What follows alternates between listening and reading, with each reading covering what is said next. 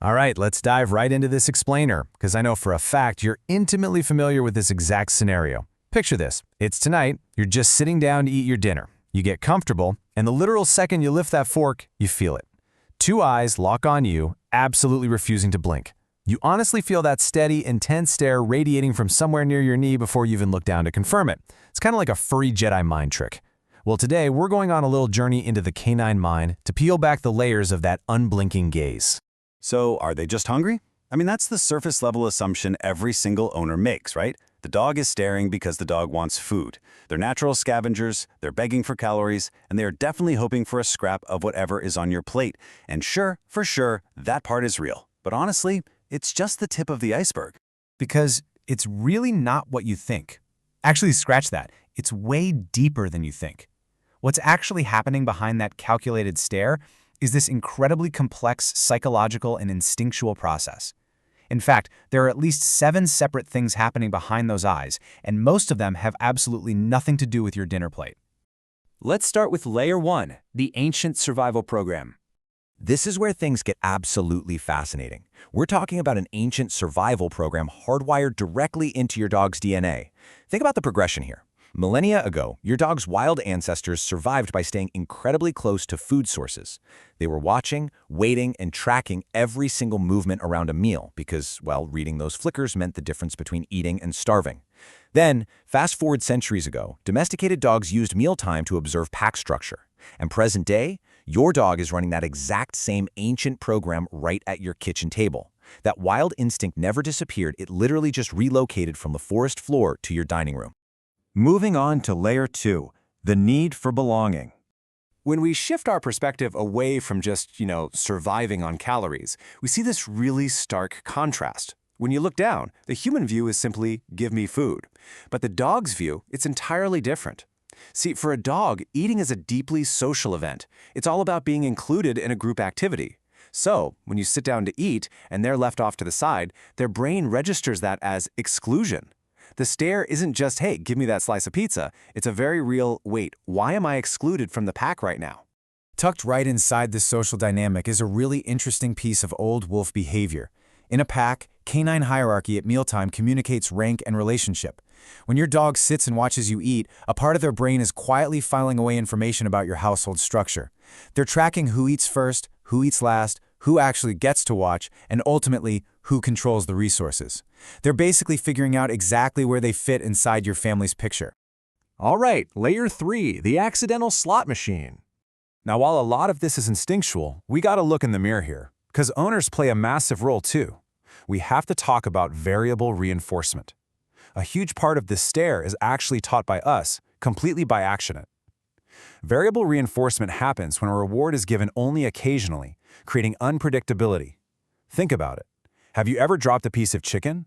Or maybe given in during a holiday meal just because those eyes were way too cute? If you have, even just once, your dog's brain recorded that stare as a highly effective tactic. Think about it like this. It is the exact same principle behind why people keep pulling a slot machine lever even when they lose way more often than they win. A reward that happens only occasionally is actually so much more powerful than one that happens every single time. The uncertainty is the exact fuel that makes the behavior stronger. Because they only win occasionally, the unpredictability ensures that the stare never ever fades. It's a real game changer when you realize you are the slot machine. And when that variable reinforcement really takes hold, the behavior escalates up a ladder. A dog who's learned that staring alone isn't quite getting the job done today will move up that ladder. They start with the quiet, unblinking stare. Then you get the soft paw on the leg. Then a little nudge with the nose, whining, and finally, the full-on barking. Now, owners often think these are separate behavioral problems, but they're not. It's the exact same request, just getting louder. To fix this, you literally cannot just punish the barking. You have to stop reinforcing the very first step, that quiet stare. Real quick before we move on, we do have to ask, is it the breed or the bull? First, working breeds default to staring to communicate all day long about, well, everything. Secondly, if a dog is on a low-quality diet that leaves them unsatisfied, they might be quietly much hungrier than you realize, which leads to obsessive food-seeking behavior. So it's a super important variable to just rule out. Okay, Layer 4, Trust versus resource anxiety. Dogs are extraordinarily skilled at reading human faces, more than almost any other animal. But the specific way they stare tells us exactly how they're feeling, and there is a massive difference between a trusting stare and a deeply anxious one. Just look at the signs. A dog showing hopeful curiosity will have a soft and relaxed face, a loose body with a slowly wagging tail, and calm, bonding eye contact. Fun fact, prolonged, calm eye contact actually releases bonding hormones in both of you, kind of like a parent and a newborn. But resource anxiety looks entirely different. You'll see their face freezing completely still, stiff through the shoulders, and a hard, unmoving, unblinking, fixated stare. That is not curiosity, folks. That's vigilance. That's the earliest warning sign of resource guarding, meaning their brain is telling them food is unpredictable and must be fiercely tracked. Which brings us to Layer 5, building a better mealtime. So how do we fix this? If you want to create a more harmonious relationship and stop your dog's nervous system from believing that your dinner equals their opportunity, we need a consistent fix. Step 1. Feed your dog before you sit down to eat so they aren't sitting there genuinely hungry. Step 2. Give them an engaging activity to redirect their attention. A lick mat or a puzzle toy works wonders. And Step 3, absolutely crucial, resist the urge to reward the stare, even once. Remember the slot machine?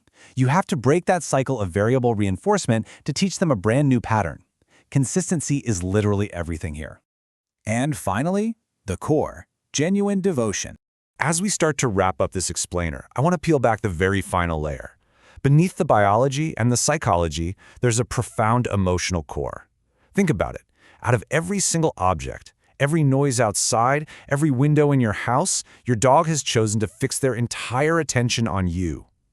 They've built a massive part of their world around paying attention to you.